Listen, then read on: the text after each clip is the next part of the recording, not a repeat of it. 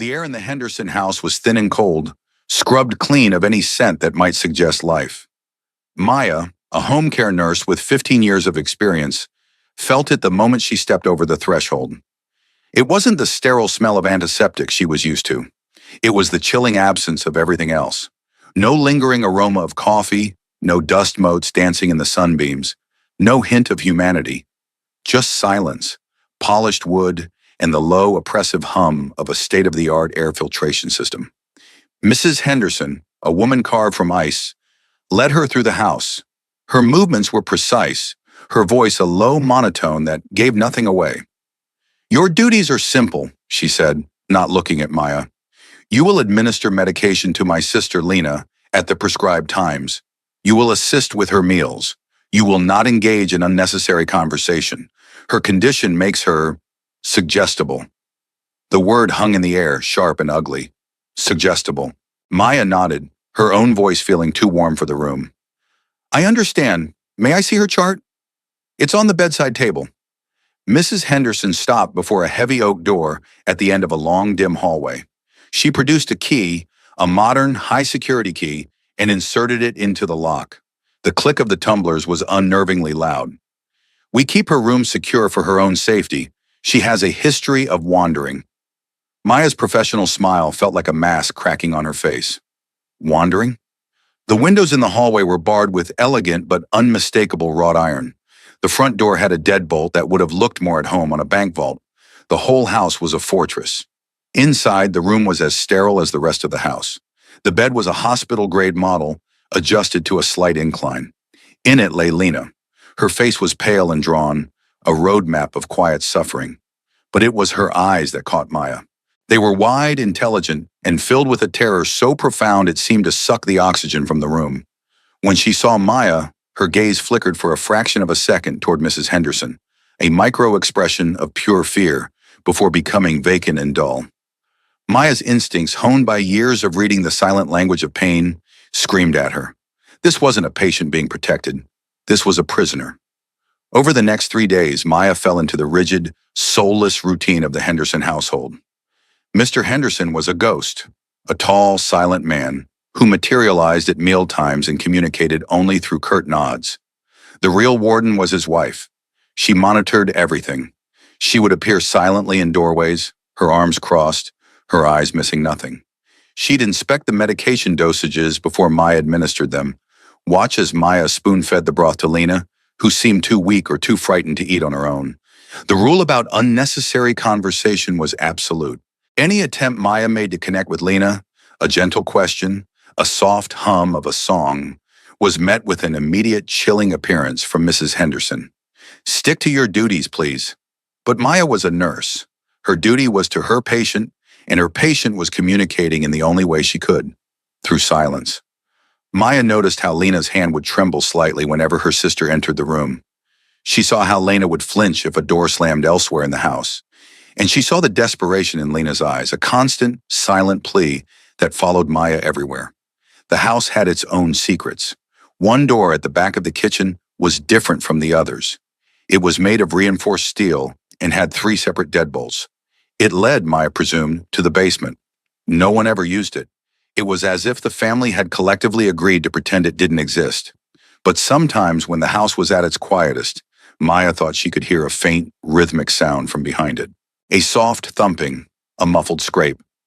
One afternoon, while Mrs. Henderson was on a rare, brief phone call in her study, Maya was changing Lena's linens. She worked quickly, her movements efficient. As she leaned close, Lena's breath hitched. Her lips barely moved, forming a single, almost inaudible word. "Basement."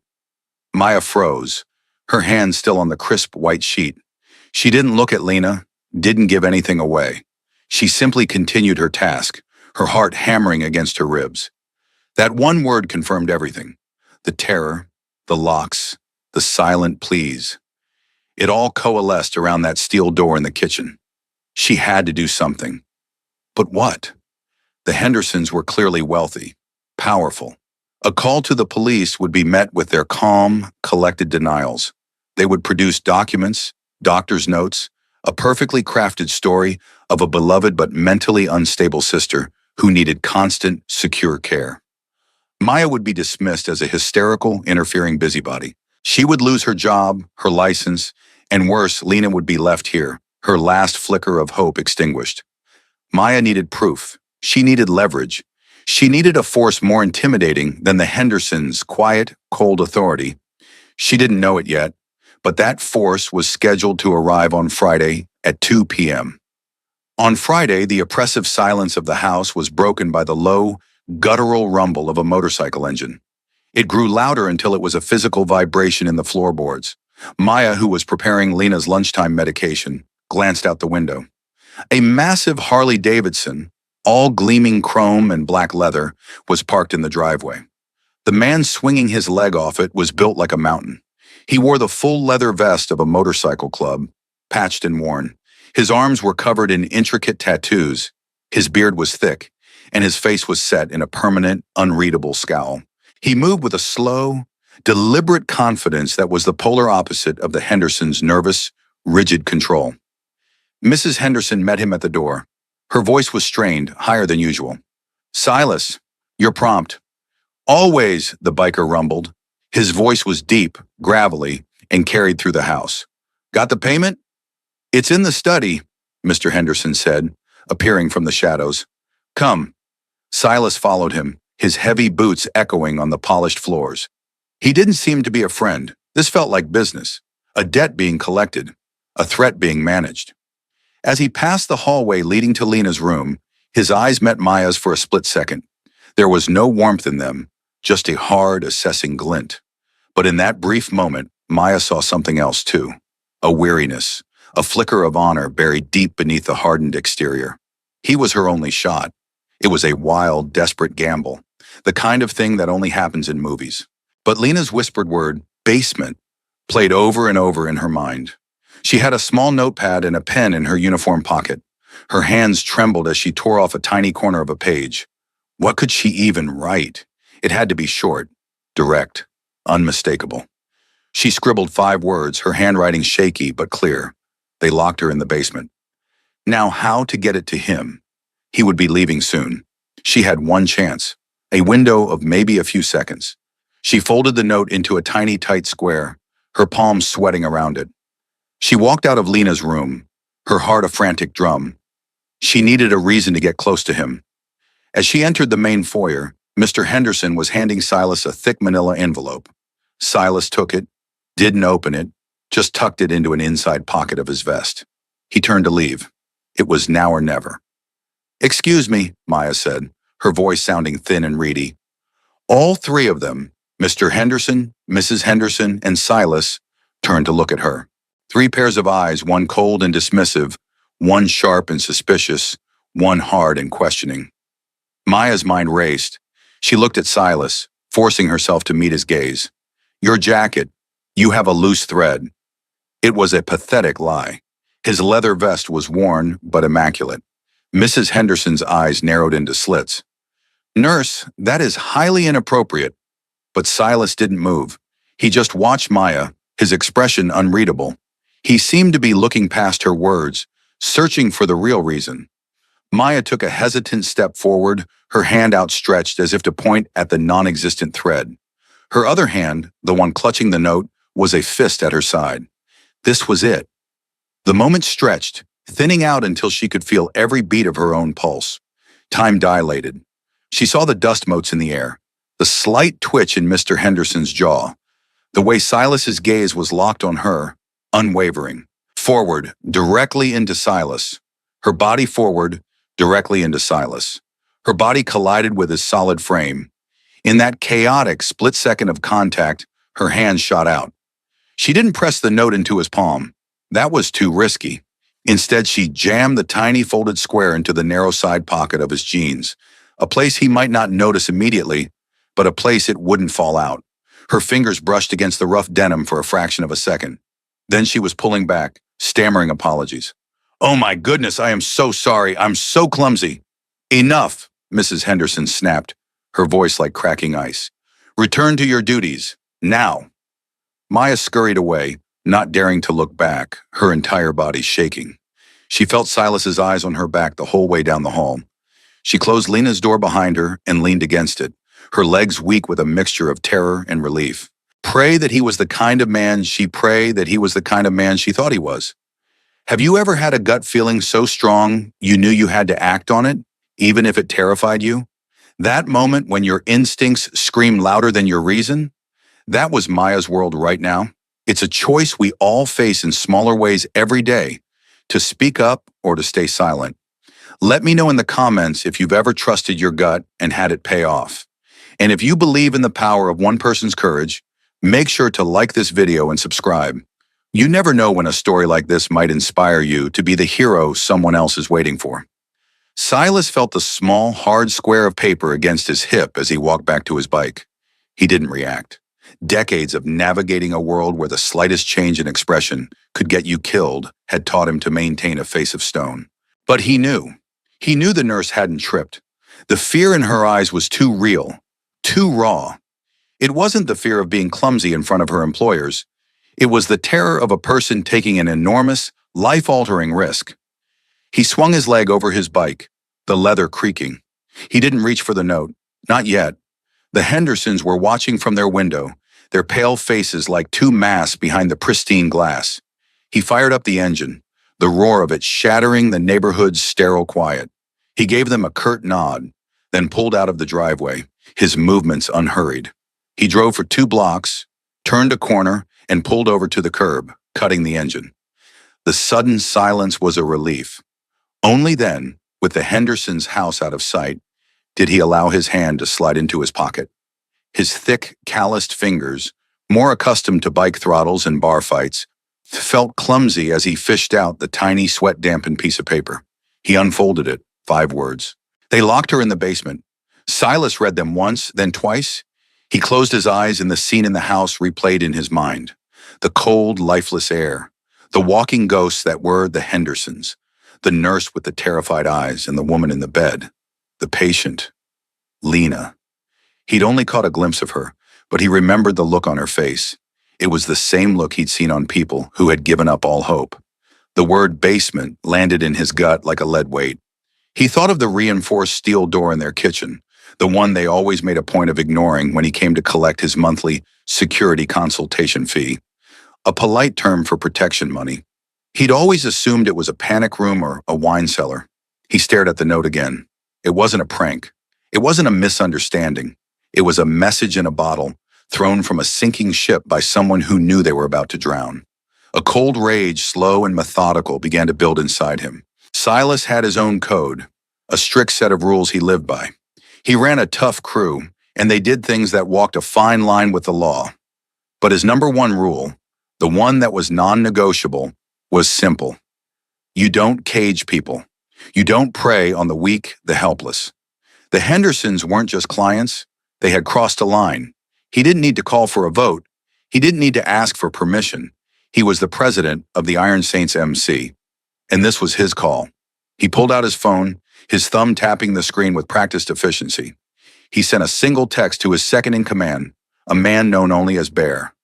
Code red, Henderson House. Bring the tools, no sirens. The reply was instantaneous. On it. 10 minutes. Silas looked back down the street in the direction of the house. He imagined the nurse, Maya, back in that room waiting, her hope dwindling with every passing second. He had to give her a signal. He had to let her know her message had been received. He fired up his bike again, the engine's roar now a promise of retribution. He drove back, not into the driveway, but slowly past the house.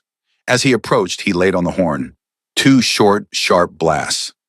It was a sound that shattered the neighborhood's placid afternoon, a signal of disruption, a declaration of intent. He saw a flicker of movement in Lena's window. The curtain pulled back an inch. He couldn't see Maya's face, but he knew she was there. He knew she'd understood. Message received. Help is coming. Then he was gone, turning the corner and heading for the rendezvous point. The Hendersons would think it was just some loud, obnoxious biker. They had no idea it was the sound of their perfect, cold little world about to be torn apart. Less than 10 minutes later, 5 motorcycles pulled up silently a block away from the Henderson house, their engines cut. Silas was joined by Bear, a giant of a man with a calm demeanor that belied his immense strength, and 3 other members of his inner circle. They didn't look like saviors. They looked like an invading army. "What's the play, Si?" Bear asked, his voice a low rumble. "The Hendersons are keeping a woman prisoner," Silas said, his voice clipped and hard. "We're getting her out. Bear, you and I go to the front door. We keep them busy. Jax, Fingers, you two go round back. The basement door is in the kitchen. It's reinforced steel. You have the pry bar?" Jax held up a 4-foot-long slab of tempered steel, a tool designed for opening shipping containers, not doors. "This'll do." "Good," Silas said. "No violence unless they start it. We're here for the woman. Nothing else. The nurse inside is an ally. Do not spook her. We get in, we get the woman, and we get out. Clear?" 4 solemn nods.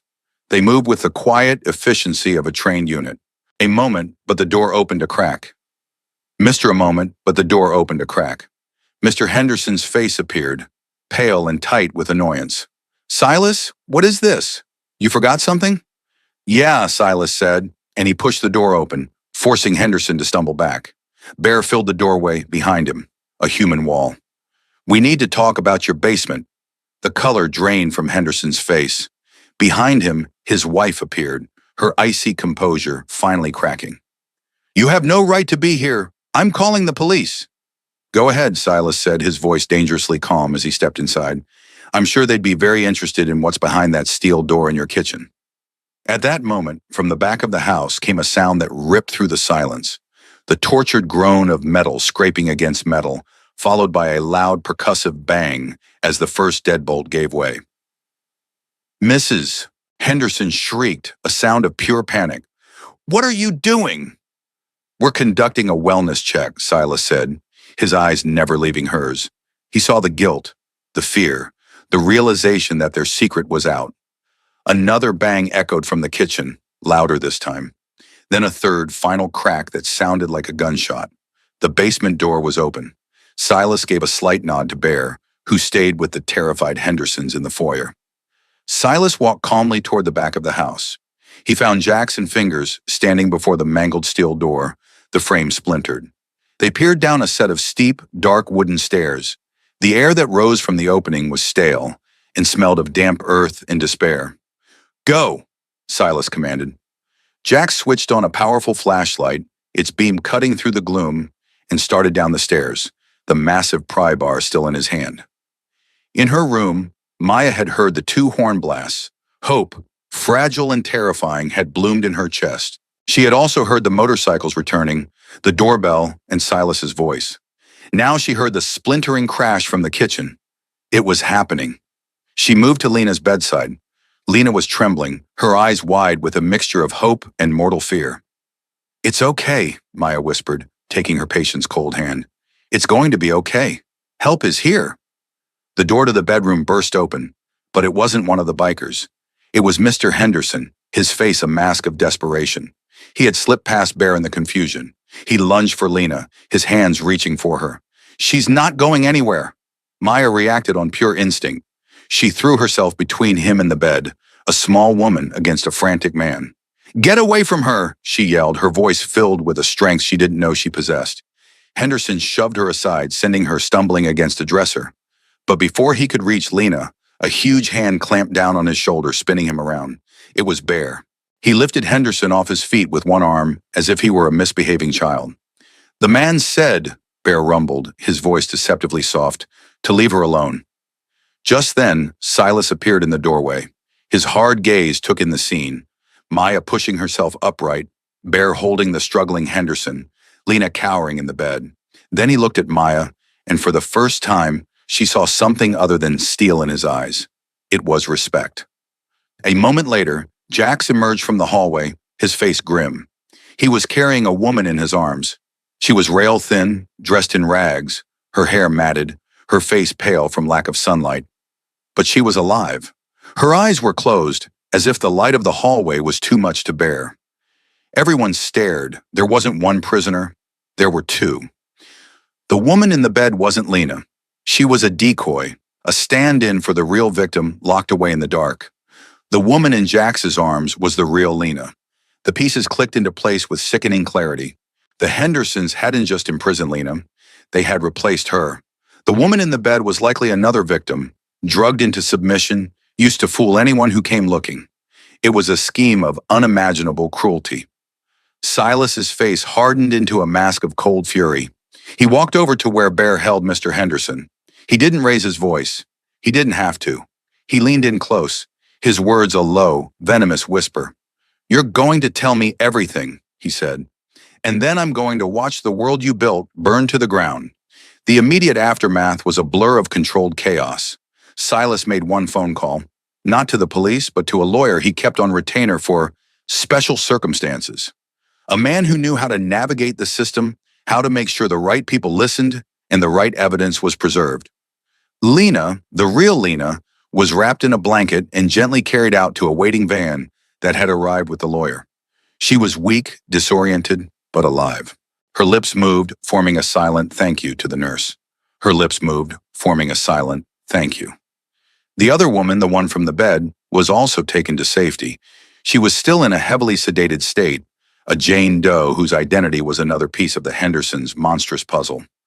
Maya stood in the hallway shaking as the authorities the lawyer had called, a discreet high-level investigative unit, finally arrived and took the Hendersons into custody. Their icy composure had shattered completely, replaced by pathetic, whimpering denials. When the house was finally quiet again, only Silas and Maya remained in the foyer. The polished floors were scuffed, the perfect silence broken forever. Silas turned to her. He stood there for a long moment, just looking at her, his expression unreadable as ever. Maya felt a fresh wave of fear. She was a nurse who had just involved herself with a motorcycle club president to take down a wealthy, powerful couple. She had no idea what came next for her. "You've got guts, nurse," he said finally, his voice a low rumble. "More than most people I know." "I just did what was right," she whispered, her voice trembling. He reached into his vest and pulled out the thick manila envelope Mr. Henderson had given him earlier. He held it out to her. "This is yours." Maya stared at it, confused. "What? No, I can't take that." "It's their money," Silas said, his voice flat. "It's blood money. You're the one who earned it today. You're going to need it. You just lost your job, and you're going to need a safe place to stay for a while. People like the Hendersons have friends." He pushed the envelope into her hands. "It's not a request." Tears welled in Maya's eyes. It was a combination of terror, relief, and a strange, overwhelming sense of gratitude. This intimidating, dangerous man had not only believed her, but had also thought to protect her afterward. "Thank you," she managed to say. "Don't thank me," he said, turning to leave. "We're even. You gave me a reason to do the right thing today." He paused at the door. "My name is Silas. If you ever need anything, and I mean anything at all, you call me." He handed her a card with a single name and number on it. Then he was gone. The months that followed were a slow, painful journey toward healing. The Hendersons' case became a local sensation, a dark fairy tale of suburban horror. It turned out Lena was Mr. Henderson's sister, and they had been systematically draining her inheritance for years, keeping her locked away while using a series of drugged, vulnerable women as decoys to maintain the illusion that she was being cared for at home. The woman Maya had been caring for was identified as a missing person from 2 states over. She too began the long road to recovery. Maya, with the help of Silas's lawyer and the funds from that envelope, relocated. She testified against the Hendersons, her clear, steady account of the cold, oppressive house, and Lena's silent pleas becoming the cornerstone of the prosecution's case. They were sentenced to life in prison. Throughout it all, Silas was a quiet, constant presence in the background. He never imposed, but a call was always answered. When a threatening letter arrived at Mia's new apartment, a sleek black car would be parked outside her building for the next week. When her car broke down, Bear showed up with a tow truck and a loaner, refusing any payment. The Iron Saints had, in their own gruff, unspoken way, adopted her. But the most profound transformation was Lena's. Freed from the darkness, she slowly began to reclaim her life. She was frail and terrified of loud noises and enclosed spaces, but she had an iron will. Maya visited her regularly at the long-term care facility where she was recovering. She would read to her, talk to her about the world outside, and simply sit with her in comfortable silence. One day, about a year after the rescue, Silas showed up during one of Maya's visits. He stood awkwardly in the doorway of Lena's small sunny room, looking out of place with his leather and tattoos. Lena, who was sitting in a chair by the window, looked up at him. She smiled, a real, genuine smile. "Come in, Silas. Don't just stand there like a gargoyle." Silas grunted, a sound that might have been a laugh, and sat down. The three of them, the nurse, the biker, and the survivor, sat together, a strange and unlikely family forged in a moment of shared courage. "I'm buying a house," Lena announced quietly. "With what's left of my money, it has a big garden." She looked from Maya to Silas. "There are 2 guest rooms. I was hoping you would both consider them yours whenever you want." It wasn't a question of charity. It was an offer of family. Years passed. Lena's house became a years passed. Lena's house became a sanctuary. The garden flourished under her patient care. She never fully escaped the shadows of her past, but she learned to live in the light, finding joy in small, simple things. She became a fierce advocate for victims of domestic abuse, her quiet strength inspiring hundreds. Maya continued her work as a nurse, but she was different now. She was bolder, more confident, never again hesitating to trust her instincts, to be the voice for those who had none. She never had to call Silas for protection again, but they spoke every week. He'd call her from the road, the roar of his bike in the background, just to check in. They were family, the gruff biker president and the quiet, observant nurse. One crisp autumn evening, the three of them were sitting on the back porch of Lena's house, watching the sunset paint the sky in shades of orange and purple. Bear and a few of the other Iron Saints were there too, their bikes parked neatly in the driveway. They were having a small barbecue, the smell of charcoal a welcome change from the sterile nothingness of the Henderson house. Silas raised his beer bottle. "A toast," he said, his voice rumbling over the soft chatter. Everyone quieted down. He looked at Maya, his eyes holding a depth of gratitude he rarely showed. "To the quiet ones, the ones who see what everyone else misses, the ones who listen to that little voice that says, 'Something's not right here.' They're the ones who really change the world." Everyone raised their glasses. "To the quiet ones," they echoed. Maya smiled, a deep, genuine smile of her own. She looked at the faces around her. Lena's, serene and strong. Silas's, weathered but loyal. Bear's, kind and watchful. It was a family born not of blood, but of a single, terrifying choice. The choice to not look away, the choice to act. Heroes aren't always the ones with the capes or the weapons. Sometimes they're the nurse who notices a flicker of fear in a patient's eyes. Sometimes they're the person who trusts their gut, who scribbles a desperate note, who makes a dangerous phone call. Courage comes in many forms, and often the most powerful acts of heroism are the ones nobody ever sees. They are the small ripples of defiance that grow into waves of change. What will you do the next time you see something that isn't right? Think about it. And if this story reminded you that there's a hero inside of everyone, please share it with someone who needs to hear it. Thanks for watching.